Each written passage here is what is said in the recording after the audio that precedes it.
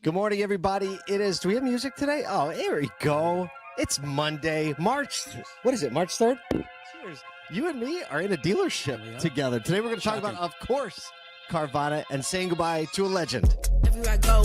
How appropriate to be in a dealership as we're talking about this today. Todd, thanks for picking me up from the airport. Yeah, I got on a plane at what? Fun morning. It has been a heck of a fun morning. Absolutely. It was one of those 4 a.m. wake ups, get to the airport, and then like you blink your eyes, and now I'm sitting at in a Ford dealership with you in Charlotte. Yeah.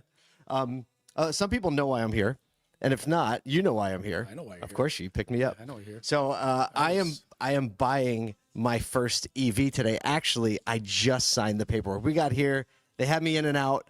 The paperwork signed. I'm not going to reveal what it is yet. Okay. It's a used vehicle, so don't let the Ford dealership throw you. Exactly. Capital Ford in Charlotte. Yep. Right? And I'll tell you what, this dealership's doing some business. This lot is packed. We couldn't even park out front.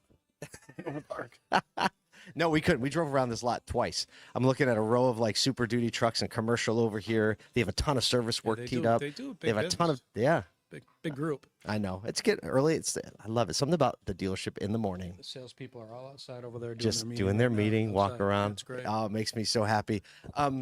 Look, we've been talking about a lot of things. Oh, what do we? Okay, have Todd get his mic closer to his face. Nathan, you could just jump in. Hold on. Let me turn up the input levels.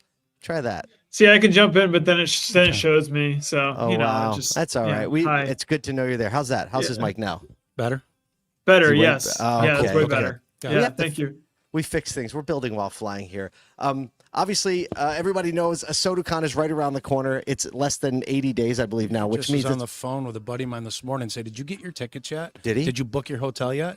No, he's just a procrastinator. I wouldn't procrastinate. Don't do it. You won't get a room. The hotel, you do want the room because the hotel rooms in that event venue are going to be gone. We negotiated them down to 179. That is by far the nicest hotel room on the East Coast that you're ever going to get for that rate. We're going to be announcing more speakers and sessions this week. I think we have like 90 speakers and a ton of sessions. This is like an automotive accelerator. We even have an international contingent coming in. So if you're thinking about going, or if you already know you're going, you just haven't bought your tickets. The Northwood students coming this year? We're working on that. I hope so. They got to come. Yeah. That was great having them last year. That was awesome. It's been fun having some Northwood students last year, watching them throughout this last year land some jobs. And we have one working at OnStar. I hooked up with a lot of them and connected with them on social media. Get someone working for Hendrick. I think one of them going to work for Techion. Yep. So that's what you love to see, right? They're getting into it. We got to get Northwood here. We do. All right, we're going to get him here, baby. Yeah, get him here, LG's gonna he'll get it. We always figure out a way to work it out. But if you've been thinking about it, or you know you're going, don't procrastinate. You know, dealers, it's 30, 60 days out. If it's not 30 days, it almost doesn't exist. But now's the time to buy it. Lock it in. We're probably going to sell out all the just general admission tickets anyway. But the hotel rooms are going to be gone probably this month. Yeah. So get them at soducon.com. It's better than NADA. No offense, NADA. I can't. This is definitely a better show. It's different than NADA. It really is. I shouldn't say better. I take that back. Yeah, because it's very different. The folks at NADA, they attract everyone, and they put on an amazing show. This is a place where it's just not as big. Closed community around people that totally agree. I think one of the biggest differences is that a SodaCon focuses on like thriving people at the center of the business strategy, at the center of the technology, at the center of the customer experience. And it's because of the fact that it's all in one place. And with NADA, you got to go to like different venues, different parties, different buildings. Like it's all in one place here, which really, really, I mean, anybody that's gone knows exactly what I'm talking about. Oh, it's definitely easier to not get lost. Yeah, for sure. So yeah, we hope you go. We hope you go to both because we go to both. We have a good time. Yeah. All right.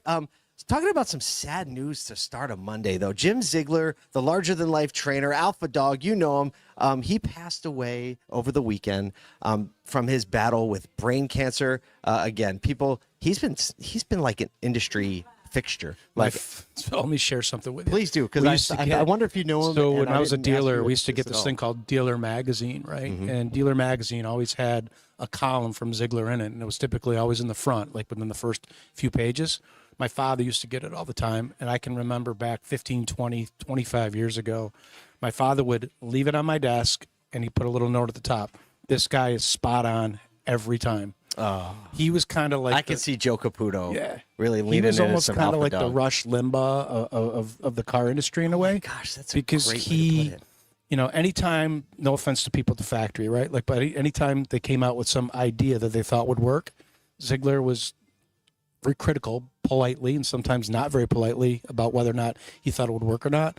And 6 months later, a year later, or 2 years later, he'd always would say, you know what, I was right. Oh, he would just bring it back out. It says here he was in the industry for 48 years. Says he turned green salespeople into closers and taught GMs how to hustle smarter. He pioneered training that blended old school grit with new school tech, which is interesting. He was kind of one of the innovators there. Right now, as tech is moving on, and he kind of had already carved out. But Ziegler Super Systems. I think he sold his platform? learning platform. I don't know who bought it though. Yep. I'm not sure who bought it. I'd love to find out. Oh, who did. that would be But interesting. there's a lot of wisdom there in that for sure. But yeah, he one of the greats. There's no question about it. I've only had the opportunity to meet him one time, and it was in passing at a digital dealer. It was one of the last digital dealers in Tampa a few years ago, the last like main one they had in Tampa. And I just remember, and there was a number of people there, and somebody said something about his watch because he was known for the glitz of the watch. I mean, I got to respect a man that knows how to wear a hat, right? So Obviously. I always had that going. But he says to me, he goes, if you can't wear 350 grand on your wrist, what are you even doing? And I think anyone who knows him will laugh when they hear that. He understood the realities of the car business, not the theories, and I think that really made him very, very special. Well, his family posted on Facebook, quote, Jim may no longer be with us, but his influence, his lessons, and impact will never leave us. His voice may be quiet now, but his words will be carried forward by the countless people whose lives he touched. Absolutely. And I think that the auto industry is, if you go on LinkedIn, you can already see this. I'm sure it's the same way on Facebook too. and right here. And then far more, like, this is the industry that you make a deep impact on people. Totally. And hopefully that the best parts of his legacy get to Totally move agree. forward.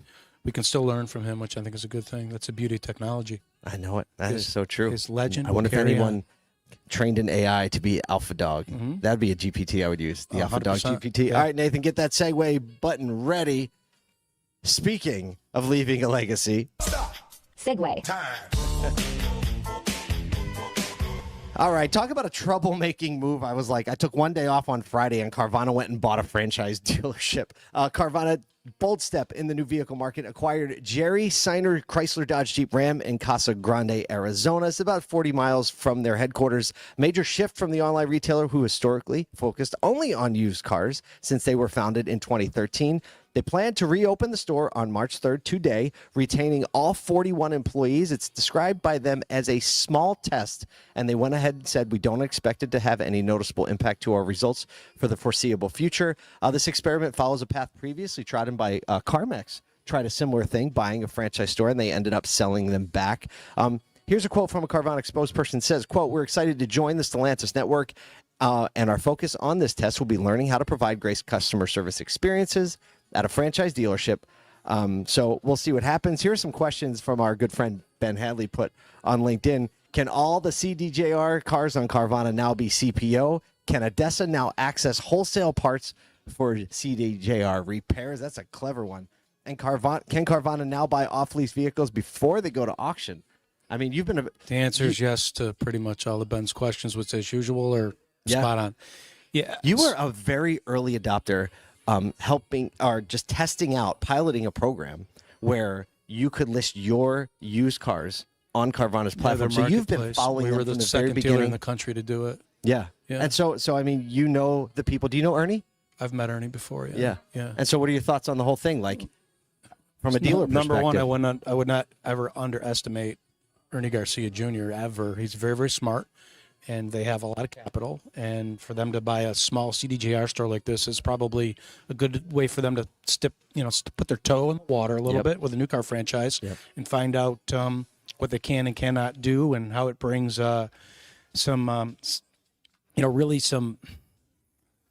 What's the word I'm looking for? Right, like they will be able to maximize the way that they do business digitally with a new car business. Yeah. It could be potentially like evolutionary in a lot of ways. I was thinking about, we have a lot of good friends at the Publix, and thinking about the kind of like the reverse approach that Carvana has taken. They've taken a long time, built a very noticeable, recognizable retail brand. They've honed in and built vertical systems to sell used cars nationwide.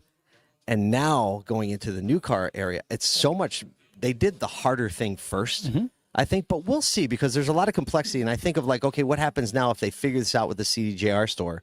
Like, do they scale regionally? Do they try to scale like some of, Group 1 Automotive? They have like kind of the Smile, right? Like, are they going to kind of stay relatively localized? Are they going to span around their reconditioning, around the Odessa auctions? There's a lot of ways they could go. There's ways, and I know this because we did it, right? Like, there's ways to take and maximize your used car business because of the fact that you own a franchise. They're going to have access to closed inventory now that only Chrysler dealers currently have access to. They're going to have access to those cars off lease, factory cars, corporate cars, buybacks, lease turn-ins.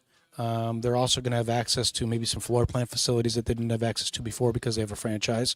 Also some indirect lending, right? A lot of banks, regardless that they're Carvana, there's just certain banks that won't do business with used car dealers. Yep. And now they're going to have access to that as well.